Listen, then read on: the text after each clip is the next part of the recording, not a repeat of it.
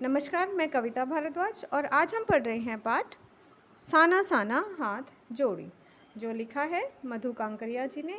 मधु कांकरिया जी इसकी लेखिका हैं और इनका जीवन परिचय, लेखक परिचय जान लेते हैं। तो इनका जन्म सन 1957 में कोलकाता में हुआ। इन्होंने कोलकाता विश्वविद्यालय से अर्थशास्त्र में एमए किया।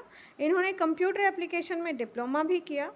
इनकी रचनाओं में विचार और संवेदना की नवीनता नजर आती है, नए विचार वो लेकर आई।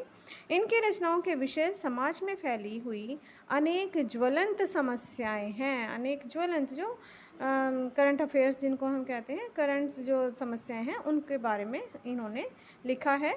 जैसे महानगर की घुटन और सुरक्षा के बीच युवाओं में बढ़ती नशे की आदत, अपसंस्कृति, लाल बत्ती इलाकों की पीड़ा इत्यादि। उन्होंने कई सुंदर और रोचक यात्रा वृतांत भी लिखे हैं और इन्हें कथाक्रम सम्मान 2008 और हेमचंद साहित्य सम्मान से सम्मानित किया गया है। अगर रचनाएं इनकी बात करें तो उपन्यास खुले गगन के लाल सितारे, सलाम आखरी, पत्ताखोर, सेज पर संस्कृत, रहना नहीं देश वीराना है, तो ये इनके उपन्यास हैं। और अंतहीन मरुस्थल, अंत में यीशु, बीतते हुए, भरी दोपहरी के अंधेरे, ये इनके कहानी संग्रह हैं। तो पाठ परिचय जान लेते हैं। लेखिका द्वारा रचित इस यात्रा वृतांत में क्या है, ये एक यात्रा वृतांत है और इस यात्रा वृतांत में गैंगटॉक शहर के अनुपम सौंदर्य को उन्होंने इतने चित्रात्मक रूप में व्यक्त किया है, प्रस्तुत किया है कि पाठक का मन भी सैर करने लगता है। पाठक का मन भी ऐसा लगता है कि पाठक भी स्वयं उस क्षेत्र के दर्शन कर रहा है, उस क्षेत्र पर विचरण कर रहा है। शहर के अद्भुत और प्राकृतिक सौंदर्य के चित्रण के साथ लेखिका ने पहाड़ी लोगों के परिश्रम, कठोर जीवन, पत्थर तोड़ती महिलाओं का वास्तविक वर्णन किया है जो मन को छू जाता है। बर्फ से ढके पहाड़, झरने और तीस्ता नदी लेखिका के मन को आध्यात्मिकता से जोड़ देते हैं। तो कुल मिलाकर लेखिका की यह यात्रा एक यात्रा, खोज यात्रा बन जाती है और पूरा सफ़र जो है वो चेतना और अंतरात्मा में हलचल उत्पन्न कर देने वाला है। तो चलिए शुरू करते हैं पाठ साना साना हाथ जोड़ी। मैंने हैरान होकर देखा, आसमान जैसे उल्टा पड़ा था कि ऐसा लगता था आसमान उल्टा पड़ा, आसमान सारे तारे बिखर कर नीचे टिमटिमा रहे थे। दूर ढलान लेती तराई पर सितारों के गुच्छे रोशनियों के एक झालर सी बना रहे थे। क्या था वह? अब जितना सुंदर वर्णन यहाँ पर लेखिका ने किया है, किसका किया है? ये गैंगटॉक शहर, वह रात में जगमगाता गैंगटॉक शहर था। मतलब जो टिमटिमा रहे थे, जो तारे के समान दिखाई दे रहे थे, रोशनियाँ थी, वो रोशनियों में नहाया गैंगटॉक शहर जो था वो बहुत ही सुंदर दिखाई दे रहा था। इतिहास और वर्तमान के संधि स्थल पर खड़ा मेहनतकश बादशाहों का शहर, मेहनतकश बादशाहों का शहर कहा गया है इसे। और क्यों कहा गया है? क्योंकि ज़्यादातर लोग मेहनत करने वाले हैं, मेहनत करके अपना जो है बहुत कठिन जीवन है उनका, तो इस तरह से उन्हें मेहनतकश बादशाहों का शहर कहा गया है, जिसका सब कुछ सुंदर था। सुबह, शाम, रात, तो सब कुछ उसका सुंदर था। मतलब उसकी सुबह भी सुंदर थी, उसकी शाम भी सुंदर थी और रात के समय का भी बहुत ही सुंदर वर्णन यहाँ पर लेखिका ने किया है। और यह रहस्यमय सितारों भरी रात मुझ में सम्मोहन जगा रही थी। सम्मोहन जगा रही थी मतलब वो रात जो है वो लेखिका को अपनी ओर आकर्षित कर रही थी, कुछ इस कदर कि उन जादू भरे क्षणों में मेरा सब कुछ स्थगित था। मतलब सब कुछ स्थगित हो जाना, एक तरह से ख़त्म हो जाना, कि अंदर की जो भी उनकी परेशानियाँ थी वो सब खत्म होती उनको दिखाई दे रही थी। अर्थहीन था मैं, मेरी चेतना, मेरा आसपास। मतलब मैं अपने आप को, लेखिका कहते हैं कि मैं अपने आप को भूल गई थी, मेरी चेतना, सब कुछ अर्थहीन हो गया था, उसका कोई वजूद नहीं रह गया था। मेरे भीतर बाहर सिर्फ शून्य था और थी अतीन्द्रियता में डूबी रोशनी की वह जादुई झालर। तो मेरे भीतर बाहर सिर्फ शून्य था। अब उन्होंने वो उनका जीवन जैसा था, शहरी जीवन जो था वो सब कुछ भूल चुकी थी, वो केवल अब शून्य में थी और थी अतीन्द्रियता में डूबी रोशनी की वह जादुई झालर। अतीन्द्रियता मतलब इंद्रियों से परे, मतलब जो हम इंद्रियों से महसूस कर रहे हैं वो सब कुछ वो भूल गई थी और उससे भी परे एक जादुई एहसास वो रात जो है वो करवा रही थी। धीरे धीरे एक उजास उस शून्य में फूटने लगा। उजास मतलब उजाला, प्रकाश। तो धीरे धीरे एक प्रकाश उस शून्य में फूटने लगा। जो शून्य, कौन सा शून्य? जो कवित्री अपने अंदर महसूस कर रही थी। एक प्रार्थना होठों को छूने लगी, साना साना हाथ जोड़ी, गर्दहूँ प्रार्थना, हमरो जीवन तिमरो कौशली। छोटे छोटे हाथ जोड़कर प्रार्थना कर रही हैं कि मेरा सारा जीवन अच्छाइयों को समर्पित हो। ये एक नेपाली जो प्रार्थना है उसकी कुछ पंक्तियां हैं, 2 पंक्तियां हैं। तो आज सुबह की प्रार्थना के ये बोल मैंने एक नेपाली युवती से सीखे थे। उन्होंने एक नेपाली युवती से इस प्रार्थना के बोल उन्होंने सीखे थे। सुबह हमें युमथांग के लिए निकल पड़ना था और आगे उनको जाना था पहाड़ों पर और ऊपर बर्फ़ देखने या पहाड़ देखने। तो अब ऊपर और गैंगटॉक से ऊपर युमथांग में उनको जाना था। पर आँख खुलते ही मैं बालकनी की तरफ भागी। जैसे ही उनकी आँख खुली तो वो बालकनी की तरफ भागी। क्या देखने भागी बालकनी की तरफ? तो कुछ देखने ही गई होंगी। तो यहाँ के लोगों ने बताया था कि यदि मौसम साफ़ हो तो बालकनी से भी कंचनजंगा दिखाई देती है। कंचनजंगा जो सबसे ऊंची चोटी है, तीसरी, तो हिमालय की तीसरी सबसे बड़ी चोटी कंचनजंगा। पर मौसम अच्छा होने के बावजूद आसमान हल्के हल्के बादलों से ढका था। मौसम अच्छा था लेकिन हल्के हल्के बादल आकाश में छाए हुए थे। तो इस तरह से वहाँ पर वो सबसे मौसम की जैसे साफ अगर होता है तो वहाँ से कंचनजंगा दिखाई देती है। लेकिन चारों तरफ जो है आसमान में हल्के हल्के बादल छाए हुए थे, इसलिए उनको कंचनजंगा दिखाई नहीं दी। अब पिछले वर्ष की तरह इस बार भी बादलों के कपाट ठाकुर जी के कपाट की तरह बंद ही रहे। पिछले बार की तरह, मतलब हो सकता है वो पिछली बार भी आई हों और फिर भी तब भी वो ना देख पाई हों। कंचनजंगा ना दिखनी थी, ना दिखी, पर सामने ही रकम रकम के रंग बिरंगे इतने सारे फूल दिखाई पड़ने लगे कि लगा फूलों के बाग में आ गई हूँ। वहाँ चारों तरफ उनको अलग अलग तरह के, अलग अलग किस्म के फूल दिखाई दिए। ऐसा लगा कि जैसे वो फूलों के बाग में ही आ गई हैं। बहरहाल गैंगटॉक से 149 किलोमीटर की दूरी पर युमथांग था। युमथांग मतलब गैंगटॉक जहाँ पर थे उससे ऊपर 149 किलोमीटर की दूरी पर था युमथांग। युमथांग यानी घाटियाँ। सारे रास्ते हिमालय की गहनतम घाटियाँ और फूलों से लदी वादियाँ मिलेंगी आपको। तो जो अब कौन बता रहा है? ये ड्राइवर कम जितेन नार्गे मुझे बता रहा था। ड्राइवर कम गाइड, मतलब जितेन नार्गे जो था उनका ड्राइवर भी था और उनका गाइड भी था। तो इसलिए ड्राइवर कम गाइड जो जितेन नार्गे था वो उनको बता रहा था। वो अकेली नहीं गई थी इस यात्रा पर। एक तो जितेन नार्गे ही थे उनके जो एक तरह से ड्राइवर भी थे और गाइड भी थे। इसके अलावा उनकी सहेली मणि भी साथ में थी और भी कुछ पर्यटक साथ में थे। अब ड्राइवर मुझे बता रहा था, तो क्या वहाँ बर्फ़ मिलेगी? मैं बचकाने उत्साह से पूछने लगी। बचकाने बच्चों की तरह, जैसे बच्चे किसी भी चीज़ को लेकर उत्साहित हो जाते हैं, तो मैं भी यही सोचकर उत्साहित होकर लेखिका कहती हैं कि उन्होंने भी पूछ लिया कि क्या वहाँ बर्फ़ मिलेगी। चलिए, तो अब ये कौन कह रहा है? ये जितेन नार्गे जो है वो उनको बता रहा है कि आप चलिए तो वहाँ देखते हैं। जगह जगह गदराए पाइन और धूपी के खूबसूरत नुकीले पेड़ों का जायज़ा लेते हुए हम पहाड़ी रास्तों पर आगे बढ़ने लगे। अब धूपी और ये नुकीले पेड़ों को देखते हुए, जायज़ा लेते हुए, लगातार देखते हुए वो पहाड़ी रास्तों पर आगे बढ़ने लगे कि एक जगह दिखाई दी, एक कतार में लगी सफ़ेद सफ़ेद बौद्ध पताकाएं।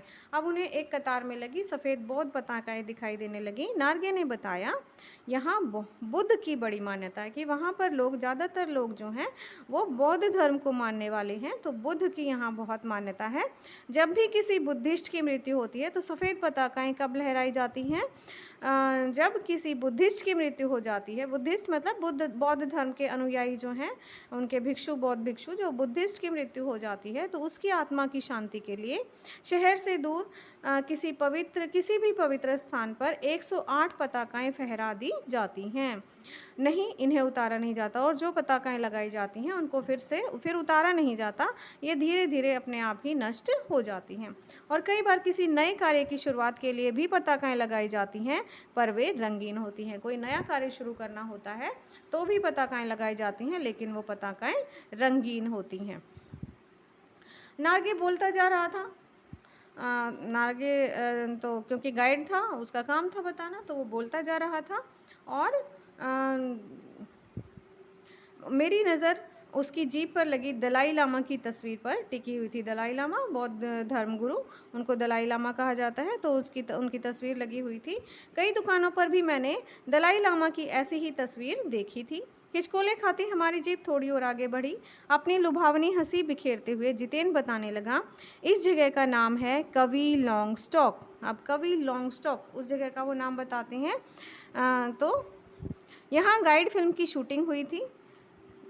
तिब्बत के चीज खे बम्बन ने लेपचाओं के शोमेन में कुंजतेक के साथ संधि पत्र पर यहीं हस्ताक्षर किए थे। तो उनका कुछ विवाद था, तो यहाँ पर उनके विवाद को लेकर संधि हुई थी।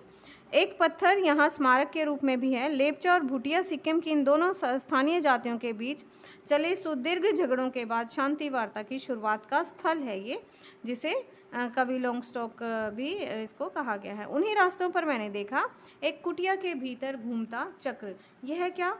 नार्गे कहने लगा, मैडम यह धर्म चक्र है, फेयर व्हील। इसको घुमाने से सारे पाप धुल जाते हैं। क्या?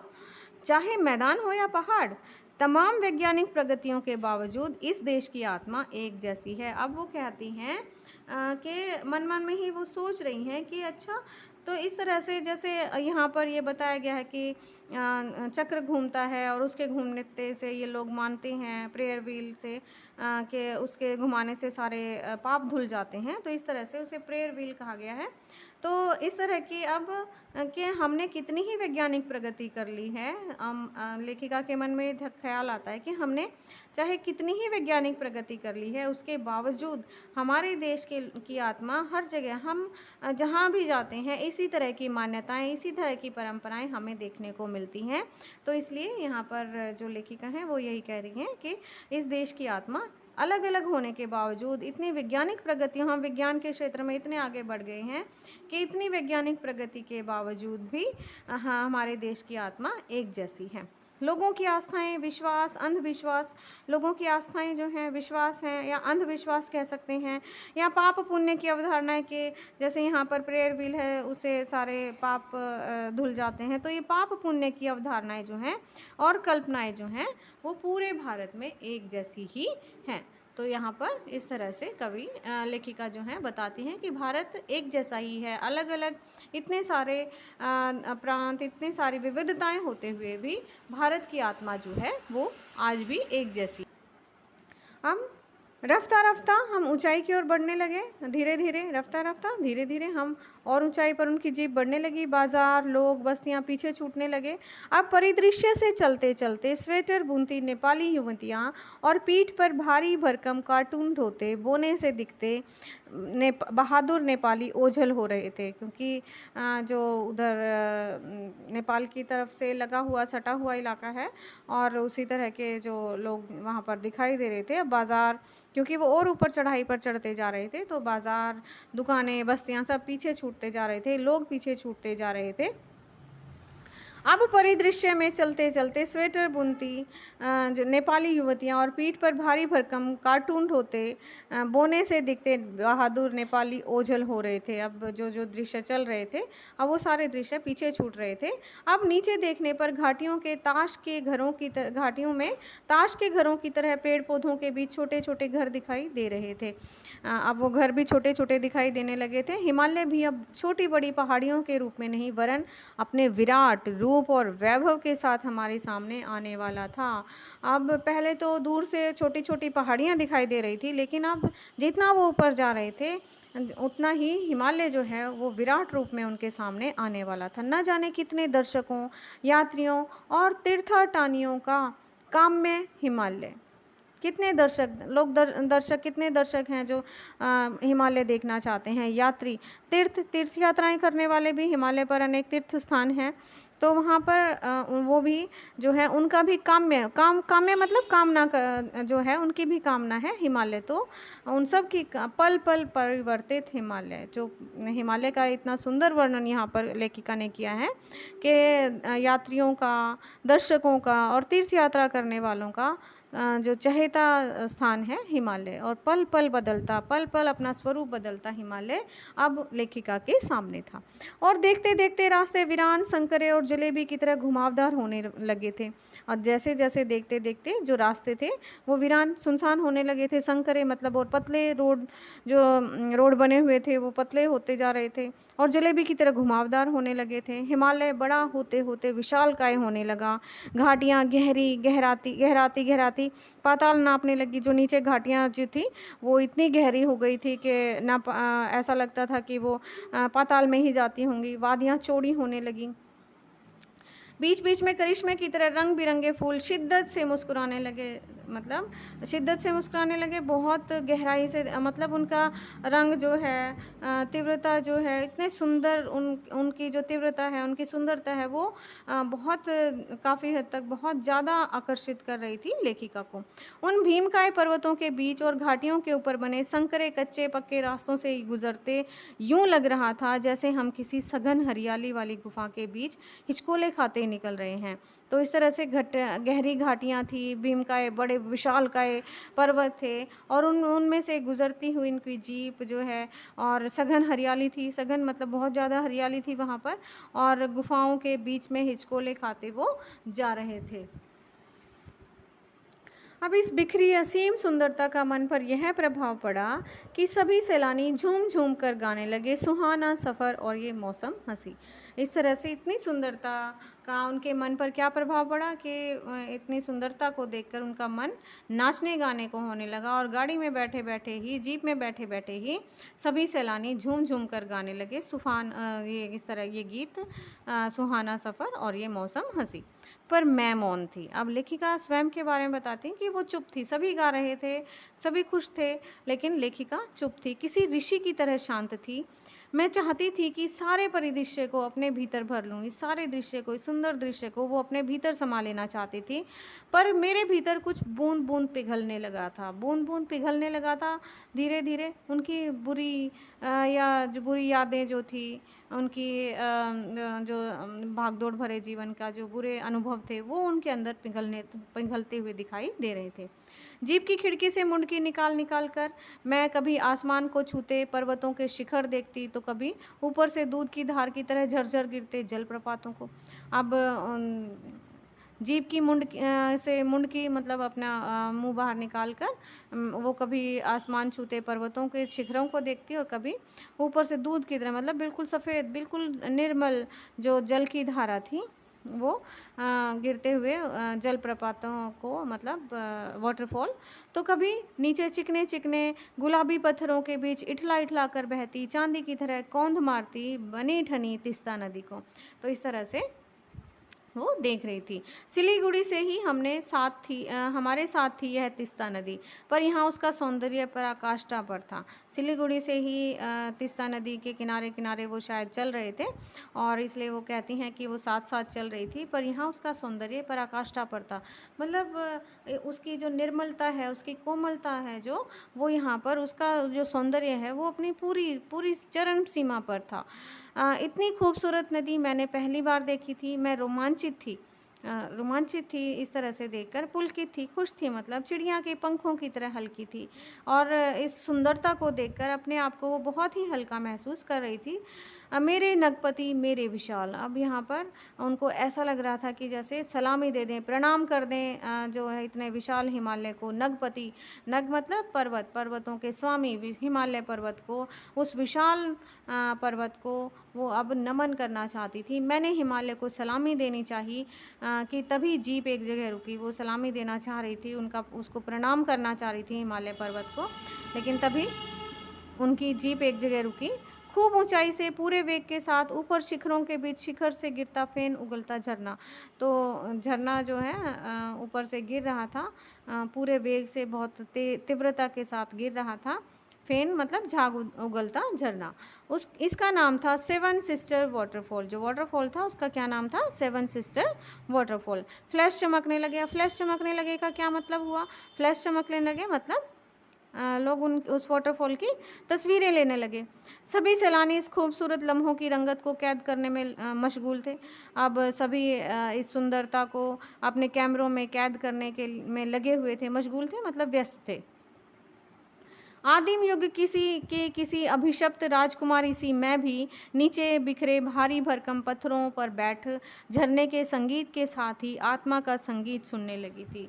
अब आदिम युग मतलब मनुष्य का युग जब शुरू हुआ तो उसी की अभिशप्त, जैसे किसी ने शाप दिया हो, तो शापित राजकुमारी की तरह मैं जो है वो उस संगीत के साथ आत्मा का संगीत भी पत्थरों पर बैठकर जो है आत्मा का संगीत सुनने लगी। थोड़ी देर बाद ही बहती जलधारा में पाँव डुबोया तो भीतर तक भीग गई, मतलब अंदर तक जो वो उसकी पवित्रता है, उसकी जो ठंडक है वो अंदर तक उनके अंदर समा गई।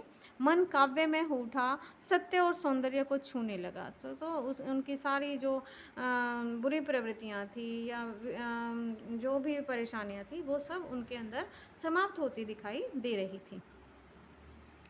जीवन की अनंतता का प्रतीक वह झरना। अब झरने के बारे में पूछा जा सकता है इस प्रश्न झरने के विषय में। तो झरना कैसा है? जीवन की अनंतता का प्रतीक। जिस तरह से झरना निरंतर बह रहा है उसी तरह ये जीवन जो है वो अनंत है। जीवन, उसका कोई अंत नहीं है, जीवन चलता रहता है, लोग आते हैं जाते हैं लेकिन जीवन हमेशा चलता रहता। तो इसी तरह झरना भी बह रहा है। तो जीवन की अनंतता का प्रतीक वह झरना उन अद्भुत अनूठे क्षणों में मुझ में जीवन की शक्ति का एहसास करा था कि किस प्रकार जीवन की शक्ति है उनके वो अपने अंदर महसूस कर रही थी।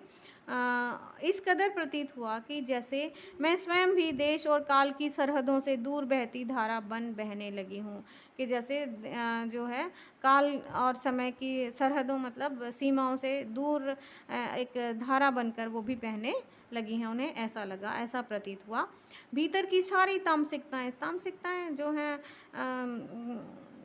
ताम मतलब तमोगुण से युक्त जो भी हमारे अंदर विषय वासनाएं हैं या जो है ईर्ष्या है, द्वेष है या परेशानियां हैं जो भी, और दुष्ट वासनाएं वही जो गलत बुरी इच्छाएं हैं हमारी, तो इस तरह से इस निर्मल धारा में बह गई। उनके अंदर की सारी बुरी भावनाएं जो हैं वो इस जल की धारा में बह गई। मन हुआ कि अनंत समय तक ऐसे ही बहती रहूं, सुनती रहूं इस झरने की पुकार को। तो ऐसा लगा कि जैसे जीवन की अनंतता का प्रतीक ये झरना जो है, जिस प्रकार जीवन अनंत तक चलता रहता है, तो यहाँ पर ही वो बैठी रहें और इसके संगीत को वो सुनती रहें। पर जितेन मुझे ठेलने लगा, मतलब उनको कहने लगा आगे इससे भी सुंदर नज़ारे मिलेंगे, मतलब उत्साहित करने लगा कि चलिए आगे, यहाँ से अब यहीं बैठने नहीं रहना है, आगे भी और देखना है, तो इससे भी सुंदर नज़ारे आपको आगे मिलेंगे। अनमनी सी मैं उठी। अब उनका मन नहीं था वहाँ से उठने का, इसलिए अनमनी सी होकर वो वहाँ से उठने लगी। थोड़ी देर बाद ही फिर वही नज़ारे आँखों और आत्मा को सुख देने वाले। अब थोड़ी देर बाद फिर उनको वही नज़ारे दिखाई दिए जो उनकी आँखों को सुख दे रहे थे। कहीं चटक हरे रंग का मोटा कालीन ओढ़े, तो कहीं हल्का पीलापन लिए, तो कहीं पलस्तर उखड़ी दीवार की तरह पथरीला, और देखते ही देखते परिदृश्य से सब छूमंतर। अब अलग अलग तरह के रंग दिखाई दे रहे थे, कहीं हल्का पीला दिखाई दे रहे थे पहाड़, कहीं हरे रंग का कालीन, जहाँ हरियाली थी वहाँ हरे रंग का कालीन ओढ़े हुए दिखाई दे रहे थे, और जहाँ पर पत्थर थे तो ऐसा लगता था कि दीवार पर से पलस्तर उतर गया हो। तो इस तरह से, और देखते ही देखते परिदृश्य से सब छूमंतर, जैसे किसी ने जादू की छड़ी घुमा दी हो। सब पर बादलों की एक मोटी चादर, सब कुछ बादल में, चारों ओर एकदम से बादल छा गए, और जो है सब कुछ एकदम एक तरह से गायब सा हो गया, सब कुछ समाप्त होता हुआ बादलों में घुलता हुआ सा यहाँ पर दिखाई देने लगा। तो चित्रलिखित सी मैं माया और छाया के इस अनूठे खेल को भर भर आँखों देखती। माया और छाया, तो इस तरह से एक तरफ आकर्षित करने वाले जादुई एहसास, और इस तरफ से बादलों की छाया। तो इस तरह से माया और छाया के इस खेल को वो अपनी आँखों से देखती जा रही थी। प्रकृति जैसे मुझे सयानी बनाने के लिए जीवन रहस्यों का उद्घाटन कर रही, तुलने पर तुली थी। मतलब सब कुछ सयानी एक तरह से समझदार बनाना चाहती थी प्रकृति, अपने रहस्यों को उनके सामने खोलना चाहती थी। धीरे धीरे धुंध की चादर थोड़ी छटी, धीरे धीरे धुंध जो फैल गई थी उसकी चादर थोड़ा थोड़ा सा हटने लगी। अब वहाँ पहाड़ नहीं, 2 विपरीत दिशाओं से आते छाया पहाड़ थे और थोड़ी देर बाद ही वे छाया पहाड़ अपने श्रेष्ठतम रूप में मेरे सामने थे। अब छाया पहाड़ दिखाई दे रहे थे और वो सबसे महान श्रेष्ठतम रूप में, सबसे विशाल स्वरूप में उनके सामने वो दिखाई दे रहे थे। जीप थोड़ी देर के लिए रुकवा दी गई थी। मैंने गर्दन घुमाई, सब और जैसे जन्नत बिखरी पड़ी थी। नज़रों के छोर तक खूबसूरती ही खूबसूरती वहाँ पर दिखाई दे रही थी। अपने को निरंतर दे देने वाली अनुभूति कराते हैं, मतलब जो प्रकृति है हमें लगातार देती ही है, हमसे कुछ लेती नहीं है। तो इस तरह से पर्वत, झरने, फूलों, वादियों और घाटियों के दुर्लभ नज़ारे वहाँ दिख रहे थे। वहीं कहीं लिखा था थिंक ग्रीन। अब ग्रीन मतलब हरा सोचो, थिंक ग्रीन मतलब अर्थ होता है मतलब जो हरियाली है उसको बनाए रखने का प्रयास करें। आश्चर्य, पल भर में ब्रह्मांड में कितना कुछ घटित हो रहा था। सतत प्रवाहमान झरने, नीचे वेग से बहती तीस्ता नदी, मतलब प्रकृति पल पल किस तरह से अपना रूप बदल रही थी, उसे देखकर वो आश्चर्यचकित थी। कहीं लगातार बहते झरने थे, कहीं वेग से बहती तीस्ता नदी थी, सामने उठती धुंध, कहीं धुंध दिखाई दे रही थी, कहीं ऊपर मंडराते आवारा बादल दिखाई दे रहे थे। मध्यम मध्यम हवा में हिलोरें लेते प्रियता और रोडोडेंड्रो के फूल वहाँ पर दिखाई दे रहे थे। सब अपनी अपनी लय, तान और प्रवाह में बहते हुए चैरवेती है चल क्या संदेश दे रहे थे, निरंतर चलते रहने का, चलते रहो का संदेश एक तरह से वो दे रहे थे। और समय के इसी सतत प्रवाह में तिनके सा बहता हमारा वजूद, हाँ वजूद मतलब अस्तित्व, हमारा जो अस्तित्व है वो कुछ भी नहीं है इस प्रकृति के सामने। तो इस तरह से दिखाई दे रहा था। पहली बार एहसास हुआ जीवन का आनंद है यही चलायमान सौंदर्य। ये जो सौंदर्य है प्रकृति का जो निरंतर चल रहा है वो जो है वही जीवन का आनंद है। संपूर्णता के उन क्षणों में मन इस बिखरे सौंदर्य में इस प्रकार इस कदर एकात्म हो रहा था कि भीतर बाहर की रेखा मिट गई थी। तो अंदर और बाहर सब कुछ एक में हो गया था। आत्मा की सारी खिड़कियां खुलने लगी थी। मैं सचमुच ईश्वर के निकट थी। सुबह सीखी प्रार्थना फिर होठों को छूने लगी थी। साना साना हाथ जोड़ी कि तभी वह अतीन्द्रिय संसार खंड खंड हो गया एकदम से। जिस वो अतीन्द्रिय में डूबी हुई थी, उनकी इंद्रियों से भी जो परे महसूस वो कर रही थी, एकदम से वो खंड खंड होता हुआ, टूटता हुआ दिखाई दिया। वह महाभाव सूखी टहनी सा टूट गया। वो महान भाव जो उनके अंदर महसूस हो रहे थे, अब वो सूखी टहनी की तरह टूटते हुए दिखाई दे रहे थे।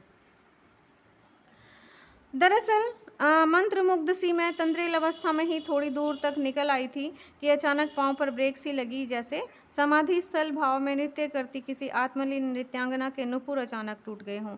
कि मंत्रमुग्ध थी उस दृश्य को देखकर, उस सुंदरता को देखकर। और जैसे